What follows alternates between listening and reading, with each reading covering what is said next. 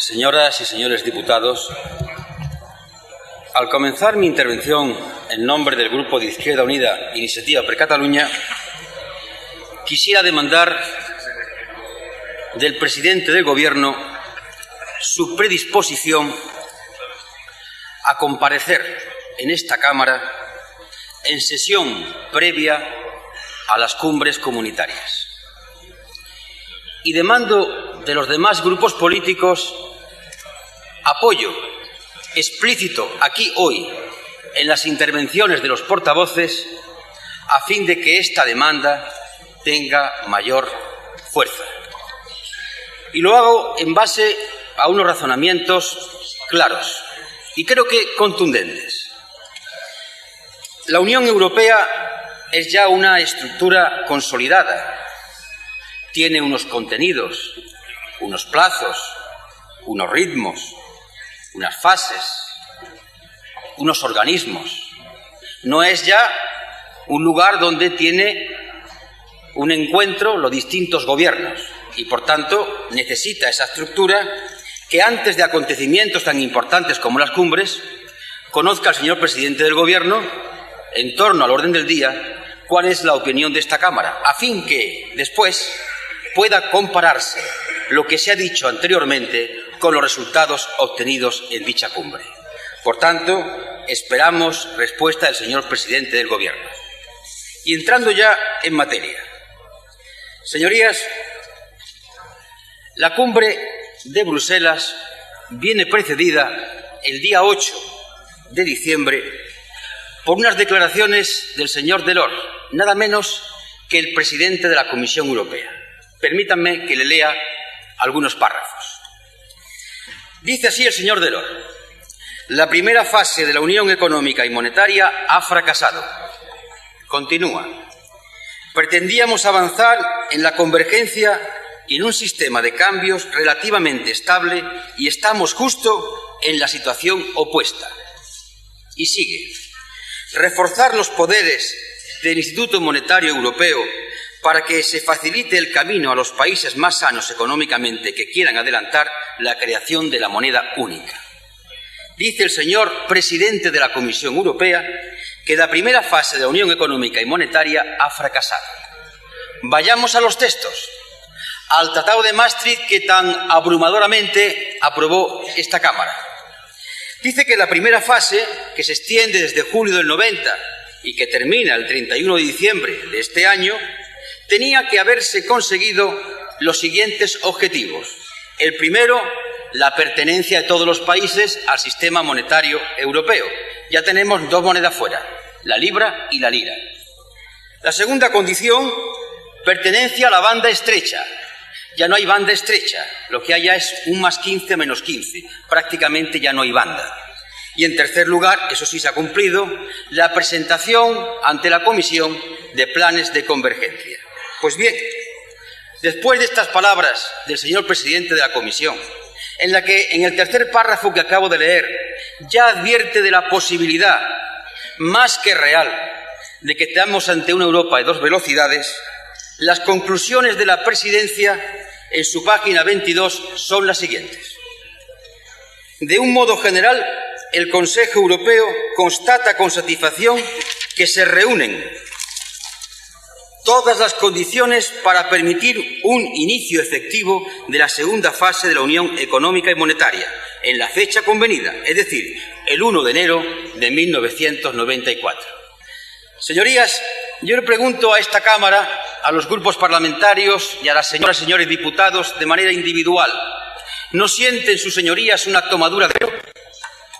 Esta Cámara que aprobó el Tratado de Maastricht con unas fases, un despliegue por fechas y por contenidos, están las palabras del presidente de la Comisión, la constatación de la realidad con el propio Tratado de Maastricht y el Consejo, reunido en Bruselas, constata que hay condiciones para pasar a la segunda fase. ¿Qué dicen sus señorías? ¿Qué opinan los grupos parlamentarios cuando han tenido que ratificar aquí un tratado que no se está cumpliendo en el desarrollo de su fase? ¿Hay quizás silencio? Pues si hay silencio, señorías, hay silencios bastante responsables, porque aquí está depositada la soberanía nacional. Y a partir de ahí viene la segunda parte de mi exposición en torno a la supervedette de la cumbre de Bruselas. El protagonista efímero protagonista, el Libro Blanco. Hay antecedentes en torno al Libro Blanco en cuanto a la capacidad de llamar la atención, de distraer a la opinión pública para después acabar absolutamente en nada. Recuerden, sus señorías, todo aquello que se montó en torno al paquete de Delors II, sin duda para olvidar las dificultades de todo el debate de Maastricht en aquella época. ¿En qué acabó el paquete de Delors II? Recuerden, sus señorías, al filo de las cumbres de Birmingham y de Edimburgo, cuando estaba pendiente todo el debate sobre el sistema monetario europeo, las tensiones producidas en el mismo, aparece la iniciativa de crecimiento. ¿En qué quedó todo? Y en los momentos en que tenemos 11 millones de parados en Europa, una crisis económica con componentes clásicos, pero con componentes nuevos y estructurales, aparece el Libro Blanco. Y aparece el Libro Blanco prometiendo, con un plan de infraestructuras aparentemente ambicioso, aparentemente modélico, prometiendo crear 15 millones de empleos en pocos años.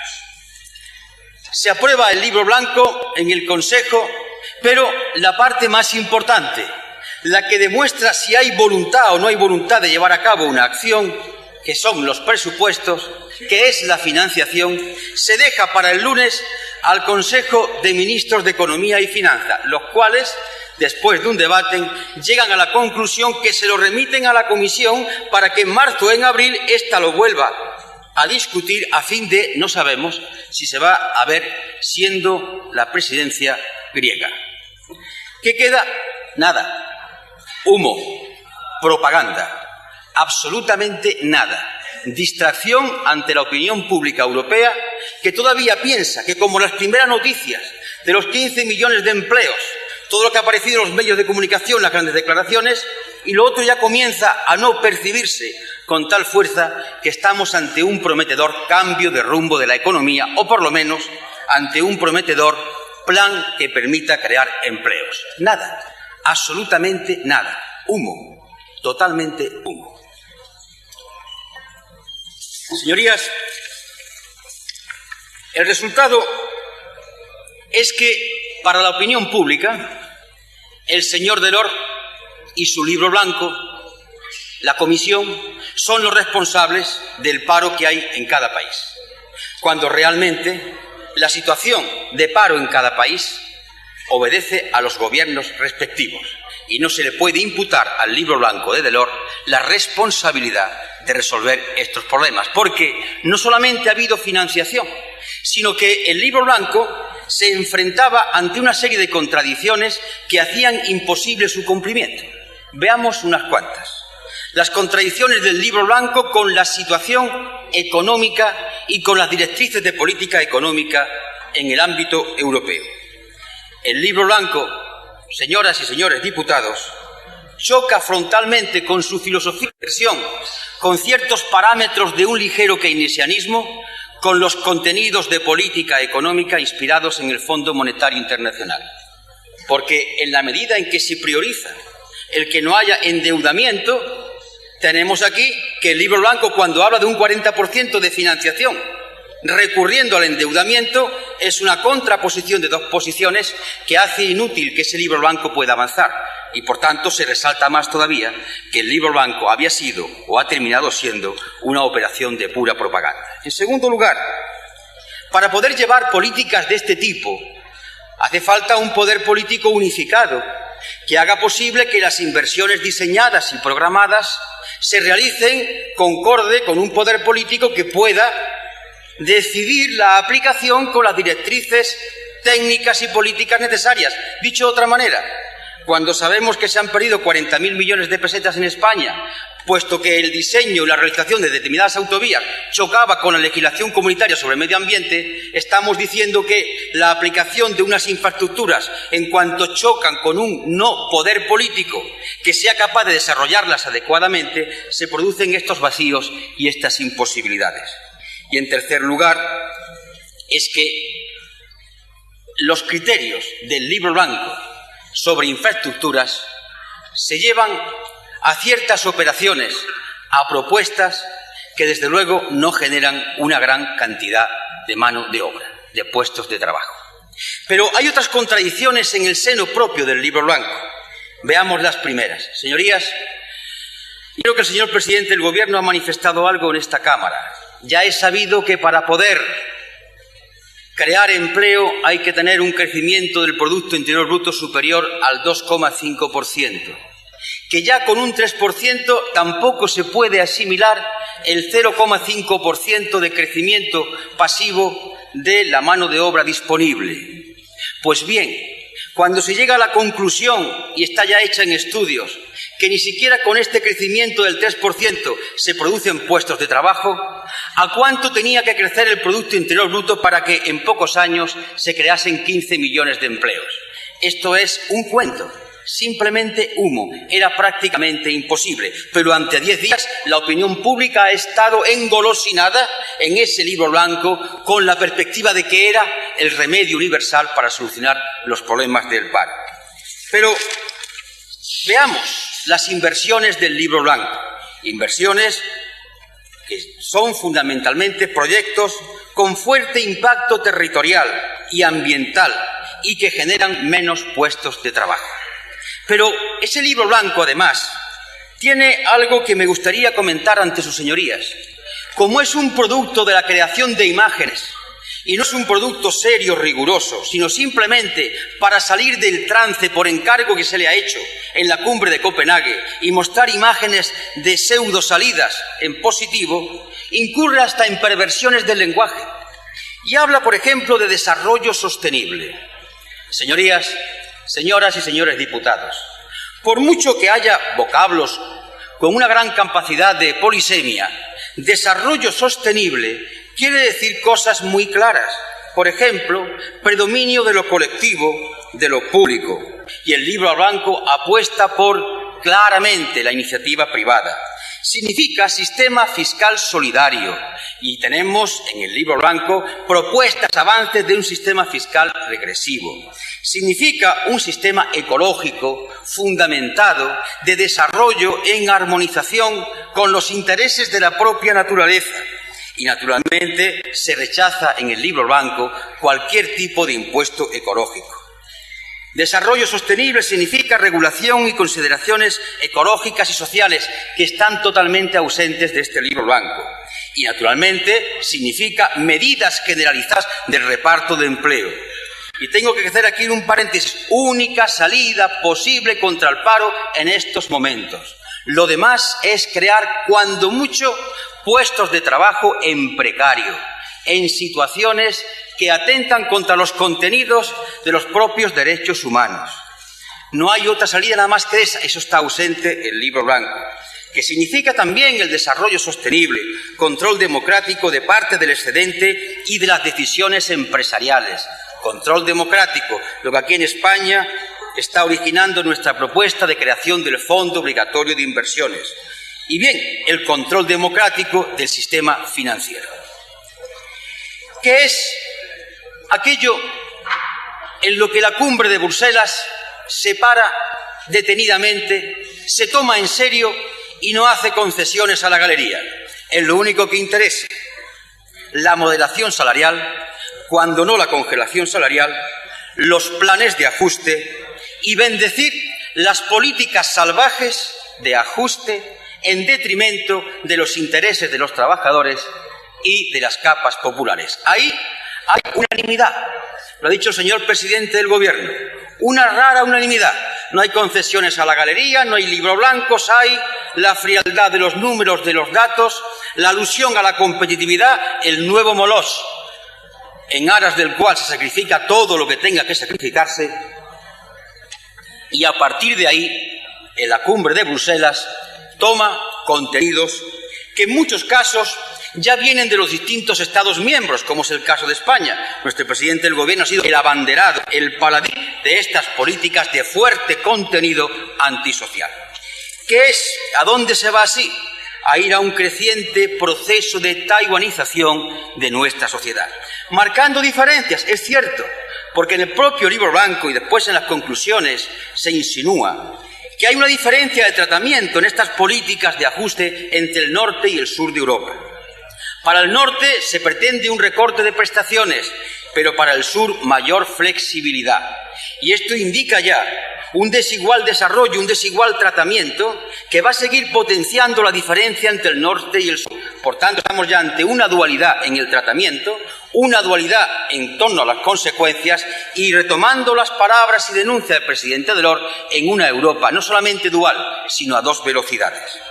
Y a partir de ahí, siguiendo el libro blanco, siguiendo la filosofía que informa el comunicado de la reunión de jefes de Estado y presidentes de Gobierno, el incremento de los salarios unitarios se aconseja no debe pasar del 2 o el 3%. Justamente la propuesta del señor ministro Solbes en esta Cámara, cuando se debatió aquí ese pase de 5 billones de pesetas hacia el sector empresarial en base a esquilmar a los trabajadores en torno a esta propuesta. Justamente se recoge esto en el libro blanco. Y bien,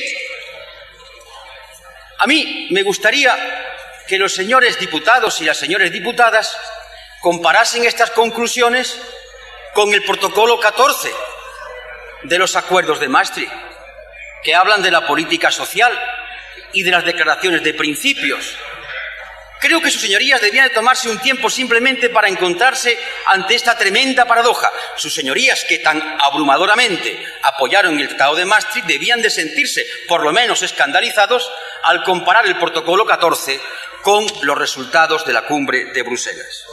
Y bien, a partir de ahí viene, y aquí el señor presidente del Gobierno lo ha dicho de manera fugaz, pero lo ha dicho, se ha demostrado, me voy a decir más o menos, que la política del Gobierno era acertada, puesto que se ve avalada por las decisiones de la cumbre de Bruselas. Claro, cuando se le pide la aportación al Gobierno de España hacia el libro blanco, la hemos leído y vemos que el especial hincapié son en las cuestiones de política social. Política social que se viene aplicando ya hace mucho tiempo aquí en España, mucho antes de la cumbre de Bruselas, y que en todo caso lo que se busca es el respaldo europeo para poder presentar. No podemos hacer otra cosa, esto es una cuestión europea, no, esto es una cuestión española. Y a partir de ahí entremos en otros aspectos de la cumbre de Bruselas, aunque a juicio de Izquierda Unida e Iniciativa per Catalunya, estos han sido los aspectos centrales, fundamentales, en la medida de las tremendas situaciones, de las consecuencias que van a tener para las capas populares y en general para el pueblo español. Hay una conferencia sobre el Pacto de Estabilidad.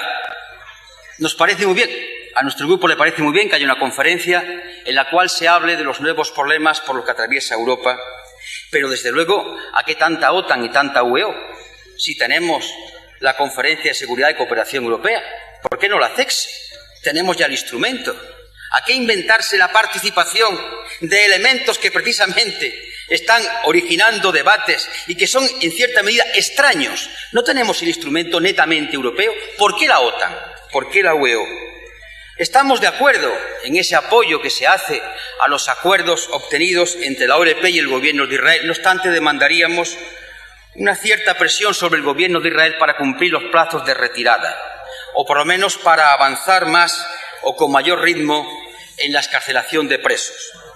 Pero hay un tema que quisiéramos colocar en la mesa como una reflexión cara a futuras cumbres y cara a futuros debates.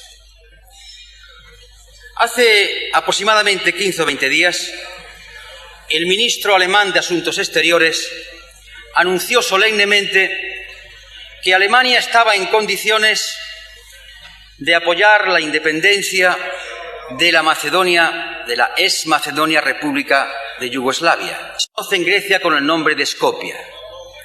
Señorías, es para echarse a temblar. El precipitado reconocimiento, sin contar con los demás países de la Comunidad Europea, cosa que ya el señor presidente del Gobierno denunció con tímidas palabras, pero denunció en esta Cámara, ha traído y ha ayudado a ciertos problemas que hoy asolan Europa. Ha sido una ayuda, por lo menos no ha sido un freno. Pues bien, si hay un reconocimiento unilateral por parte de Alemania, sin que la Comunidad Europea, sus órganos, puedan intervenir, estamos generando otro problema. Y nada menos que en el momento en que va a tener la presidencia de la Comunidad el gobierno griego, Grecia. Por tanto, cautela y prudencia. La cautela y la prudencia que no se ha tenido y ahora estamos pagando las consecuencias, la improvisación, la alegría, basada en la propaganda y en la publicidad, y no en el sosiego del análisis ante los acontecimientos ocurridos en Rusia. Señorías, con mucha tranquilidad, no se puede apoyar a un golpista. Señorías, con mucha tranquilidad, el tránsito de una economía a otra exige mayor precisión, mayor calma, mayor ayuda, si no después se llora. Y se llora porque la actividad política y la actividad política internacional tiene que estar presidida por el conocimiento histórico, el conocimiento exhaustivo de lo que ha pasado y de lo que puede ocurrir. Y sobre todo teniendo presente que un mundo que era bipolar no pasa sin daño, sin trauma alguno, a ser un mundo unipolar. Y sobre todo teniendo en cuenta los problemas que ocurren en esa parte del mundo. Y hoy hay una gran preocupación. Se ha sido demasiado alegre. Demasiado alegre porque esta construcción europea, hecha muchas veces, casi siempre, sin que los pueblos intervengan. Recordemos el debate habido aquí sobre el referéndum. Yo, con tímidas palabras, pero denunció en esta Cámara, ha traído y ha ayudado a ciertos problemas que hoy asolan Europa. Ha sido una ayuda, por lo menos no ha sido un freno. Pues bien, si hay un reconocimiento unilateral por parte de Alemania, sin que la Comunidad Europea, sus órganos, puedan intervenir, estamos generando otro problema. Y nada menos que en el momento en que va a tener la presidencia de la Comunidad el gobierno griego, Grecia. Por tanto, cautela y prudencia. La cautela y la prudencia que no se ha tenido y ahora estamos pagando las consecuencias, la improvisación, la alegría, basada en la propaganda y en la publicidad, y no en el sosiego del análisis ante los acontecimientos ocurridos en Rusia. Señorías, con mucha tranquilidad, no se puede apoyar a un golpista. Señorías, con mucha tranquilidad, el tránsito de una economía a otra exige mayor precisión, mayor calma, mayor ayuda, si no después se llora. Y se llora porque la actividad política y la actividad política internacional tiene que estar presidida por el conocimiento histórico, el conocimiento exhaustivo de lo que ha pasado y de lo que puede ocurrir. Y sobre todo teniendo presente que un mundo que era bipolar no pasa sin daño, sin trauma alguno, a ser un mundo unipolar. Y sobre todo teniendo en cuenta los problemas que ocurren en esa parte del mundo. Y hoy hay una gran preocupación. Se ha sido demasiado alegre. Demasiado alegre porque esta construcción europea, hecha muchas veces, casi siempre, sin que los pueblos intervengan, recordemos el debate habido aquí sobre el referéndum, a espaldas de lo que sienten los pueblos, hecha muy popularmente, con ese alejamiento de la política, hace que el fantasma, y ya no tan fantasma del fascismo, aparezca en Rusia, pero va a aparecer ya en el Parlamento Europeo, de la mano de Italia y quizás de otros países. Consecuencia de que esta propia construcción europea se ha hecho sin consultar a los pueblos, muy popularmente. La lección debe servir para reflexionar. Porque si no, lo que se está creando con el nombre eufemístico de Unión Europea es una zona de libre cambio, punto, nada más. Y a partir de ahí, cuando los problemas surgen como consecuencia de ser solamente libre cambio, sin un poder político que corrija los desequilibrios, las gentes, los pueblos, a veces toman el camino fácil, irracional y aberrante de creer en soluciones que han sido condenadas por la historia. Y bien, estoy terminando, señor presidente. Rogaríamos, pediríamos, siguiendo el ejemplo de Gran Bretaña y de Dinamarca, que en la elección de los comisarios hubiese al menos un debate previo en esta Cámara, en cualquier comisión, para que el Gobierno, en vista del debate, pudiera elegir con mayor facultad y con mayor capacidad. Esperamos que de los acontecimientos que están ocurriendo, de la situación, de la grave situación económica y sobre todo social, haya un momento de cordura, de reflexión, de rectificación en aquellas cosas que se ven que han fracasado, porque si no, vendremos dentro de 6 meses o antes a una nueva cumbre, esta vez celebrada bajo la presidencia griega, a repetir lo de siempre. Y uno ya piensa que hasta dónde pueda llegar la imaginación, qué nuevo libro blanco se van a inventar entonces para distraer los puntos de vista del respetable.